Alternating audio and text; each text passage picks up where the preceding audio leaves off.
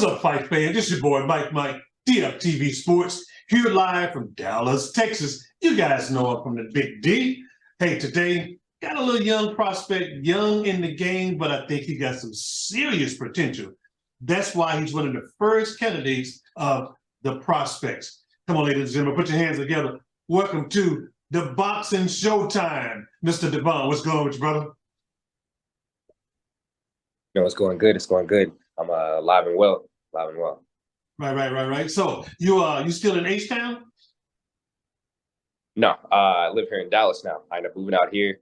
I connected with a couple of Earl Spence's guys and got a couple workouts with them, and then ended up moving out here because I assumed I was going to work out with them. But I ended up falling in love with a different gym, and I just decided to stay.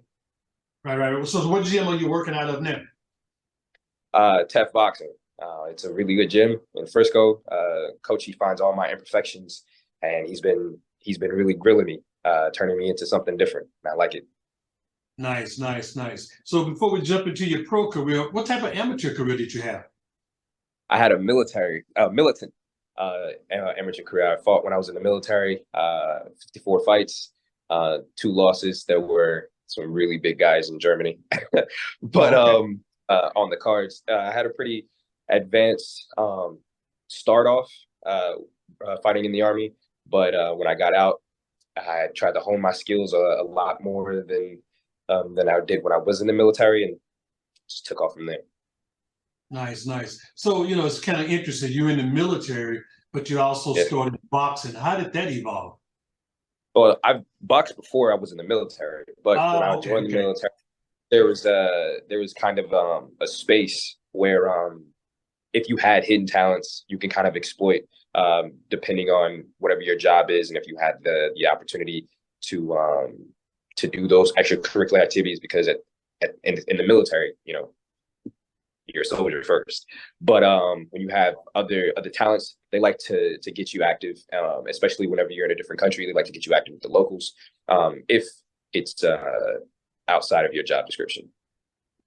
Very interesting. I did not know that. Very interesting.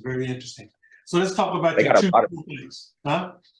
They got a lot of sports. They got track, basketball. Like, they got a lot of sports.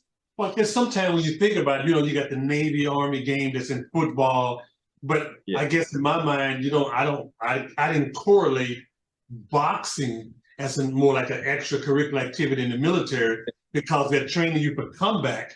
They don't want you to get hurt. No, MMA is really, really big in the military. Really big. Mixed arts, which is kind of how I even took into joining the Army boxing team, is because I'm a level 3 combatant. So I did MMA before, but I just fell in love with boxing. Boxing is just a science that you can't really replicate. Right. A lot of people think there's two gladiators getting in the ring, throwing punches and trying to knock each other's head off. But you said it perfectly. It is a science, That's why they quite frequently allure to fight IQ, because there's always a counter or some type of strategy done in that block of 3 minutes, Yeah. Definitely. Well, hey, let's talk about your very first fight. Even though I didn't find the footage on it, it was a rather impressive one. Give me a little run through about that one. Yeah, I got some footage. I'll have to send it to you. So my first fight, I weighed in at 135 and a half pound, 135 and a half pound. And the guy I fought, he weighed in at 130. Short guy, but he was stocky. He looked like Mike Tyson. The moment that I walked out, the lights that I saw, most people, they get this kind of urge in their stomach. I love it. I absolutely love the attention. I love the stage. I love the lights. The moment for me wasn't even that big. It was just like I've always been there. I had 4 knockdowns in the first round. After that, I turned up the gas in the second round. And, when you turn up the gas a little too early, you can gas out. So I spent the third round trying to get my win back, just playing defense. And I gave up the third round. And then the fourth round was an all-out brawl, and he didn't want to go away. So we went to the decision and got it on a split decision, which was kind of a shock, especially if you get 4 knockdowns. It's kind of a shock. But got away with the victory, and then that was just the best feeling. Winning is the best feeling. Yeah, you made your pro debut with a W. That's always a good story, right? In Galveston, Texas, with LT Great Promotions. Nice. They did a good job, and I like working with them. Their whole team. Felix is one of the promoters on that team. He's a really good guy. Yeah. I spoke to those guys a few times. Have yet to have the pleasure to work with them because they have a very nice production company. But nevertheless, Yeah. it was one of those deals where you just got to plant your seed and hopefully circle back at a later time, you know? Yeah. Definitely. So then, you get your W on your first one, then you get your second fight. That was a little bit different in weight and stylistic too. Give me a little bit of information about that. So my second fight actually happened almost a year after my first fight. Wow, because that's a long layoff. at least I think it was like 6-7 months because of fallouts, bad representation, and I just could not grab on that momentum and soar. So and I think that was because of bad representation, and I've rectified those situations. But my second fight, I kind of rushed it. I had a guy that I wanted to fight, but commission wouldn't let it happen. He said that the guy was a little too small. They didn't believe that I could make the 130 and fight him because my build is a little bigger. So I had to find another guy at 135, and we were supposed to fight, but he stopped responding. And then he responded on the weigh-in day and said he wanted 4,000 instead of the 1,000 he was promised, or the 1,000 that he signed for. Well, I wasn't going to do that. We weren't going to do that. It has A side, you take care of B side before you're on promotion. Promotion takes care of you. So there was a guy, his name is Emmanuel Tennyson. He was out of Dallas, and they brought him up and said, "Hey, look, you can fight this guy, but you'd have to come up and weight." I was like, "Okay, like how much?" And he was about it was like 140. Well, he ended up weighing in at 148, and he was about 6'2". Yeah. Yeah, and me, I weighed in at 140, 144, 140, 145, and I didn't have to rehydrate because that was just like a natural weight for me. And after he rehydrated, he could have been 160. Now, breaking down the fight, I worked him completely. First round, you can hear the announcer say that Devon is the more technical boxer. So my trainer at the time, he was also one of the promoters for the fight. He was also a ring announcer at that time, so he wasn't in my corner to really like lead me through it. But as I'm listening to the fight, I'm hearing him tell me, he's like, he needs to move forward. He needs to move forward. And every time I moved forward, he would get it. He would get it. And especially since I'm southpaw, that overhand right is something crazy. The two was also tagging.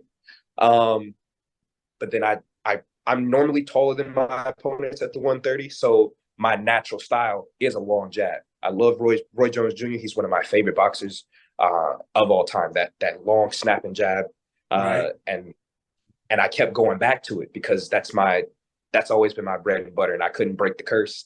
And so since him being 6'2", he was getting a couple tags, and then I ended up losing on the cards after I got a good groin hit, and I didn't have anything left after that. I just tried to grab all my bearings, but I'm not gonna use any excuses. I lost that fight. I would love to get back later down the road, but I just take the L, and since I'm 1-1, I'm not in the negative. I'll take that L, and I just won't lose again. I know what it feels like now.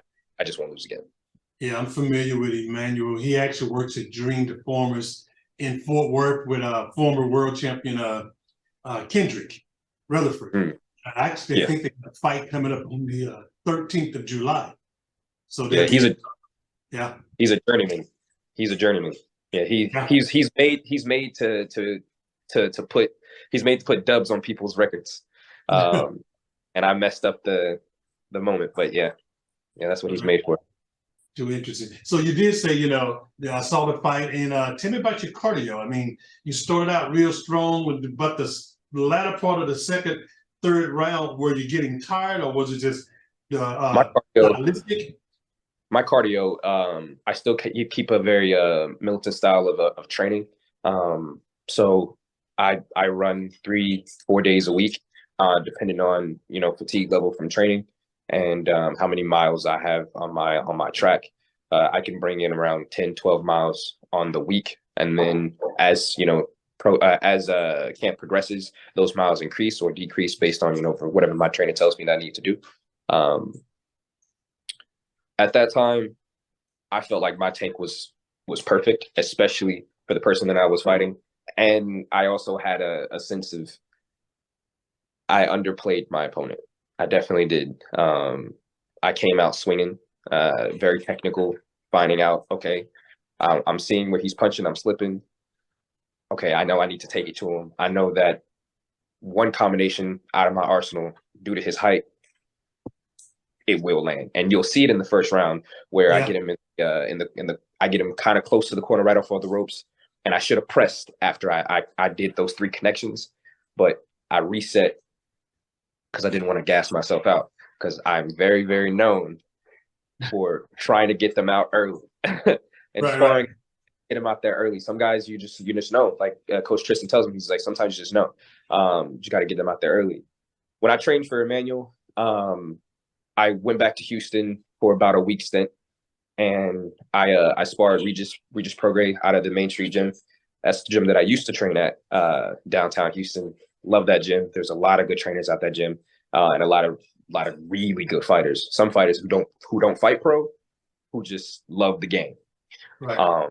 So I went in after sparring a world champion, and it's like, oh, this is chump work. But like I said, I kept going back to that long distance, and I kept resetting my feet, and that was depleting my tank more and more and more, keeping my feet active instead of just planning and boxing. And I won't be making that mistake again, though. Right. And which comes to my next question about ring experience. Despite, that was your second fight, yeah, you showed good fight IQ, but like you said, underestimating your opponent, gassing out too early. And because overall, I like the fight, and it could have went either way. I think the only round that I saw that could have been questionable could have been the 3rd round. I think you was a little tired. Then you got the 2nd win, and then the 4th round you got your 2nd win, and you start going back to your thing. Yeah, it was a little too late after I gave the 3rd round. Because it was the end of it was either beginning of the 3rd or end of the 2nd, where I got that low blow, and I was trying to get the time. But like I said, I'm not going to use any excuses. One that we do need to run this back further down the line. Who knows? Maybe I can set that up for DFTV Sports for you and Emmanuel. Because everybody here in Dallas, I'm gonna need that. Right. I'm gonna have to call Kendrick today. Hey, let's run this back. But definitely. So with that being said, having a great debut, a questionable 2nd fight, how are you going to change your fight camp to get ready for fight number 3? What would you, I guess, training wise and mental wise, what would you start doing different? The people who I surround myself with, I kind of like to isolate myself when I train. Mm-hmm. And I have this loyalty that I was given to the wrong people that I was surrounding myself with. And the loyalty that I have for my new team is unwavering. It's unquestionable, and they pull things out of me.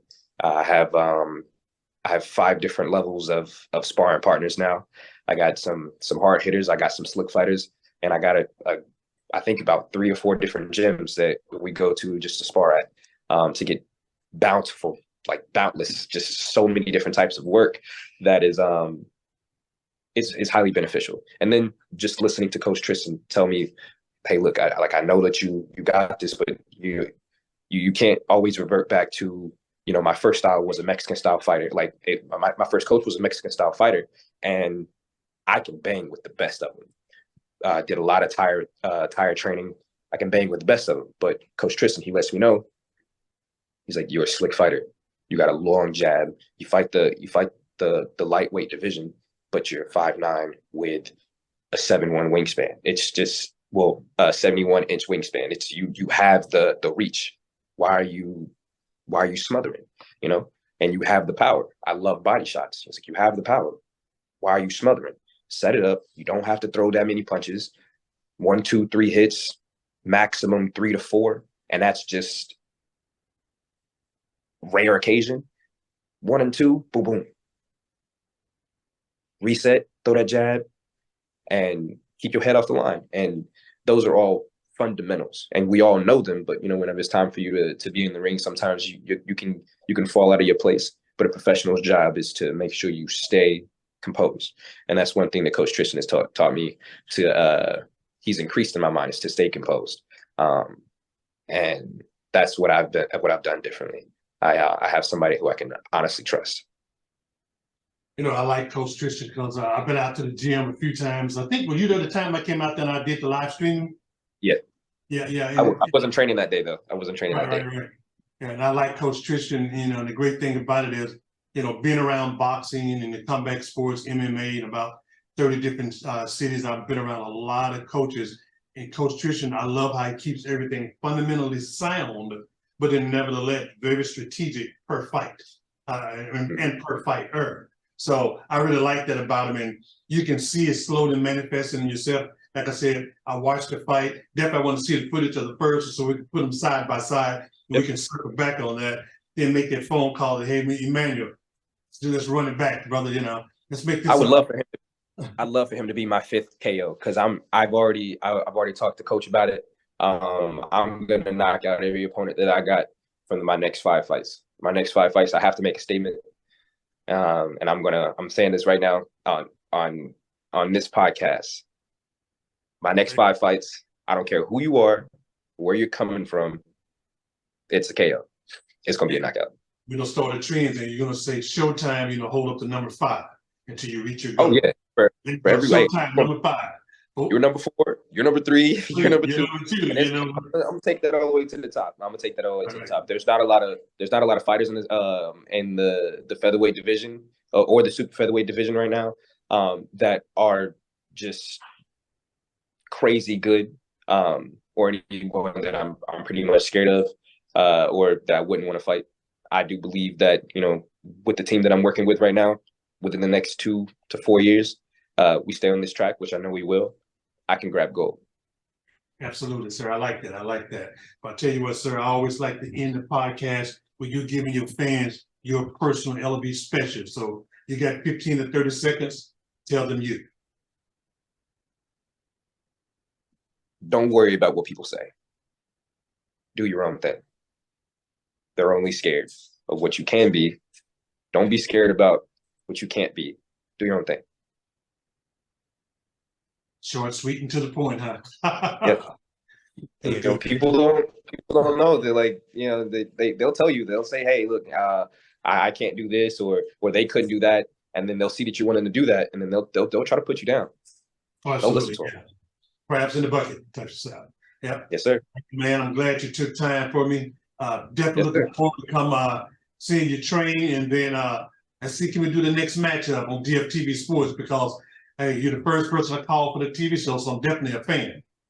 Let me know. I'm trying to get something at the end of the year. So let's see if we can. That gives us plenty of time to get it set up.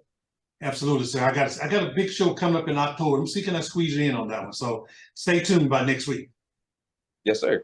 I give you a good 12-week training camp, It does. All right, cool. Well, hey guys, you've been watching DFTV Sports, The Prospect. Today's first host today was Mr. Devon. Sir, I appreciate you taking your time, and most definitely we're going to run it back. Yes, sir. All right, brother. Appreciate you. Take care of yourself. We'll be talking soon.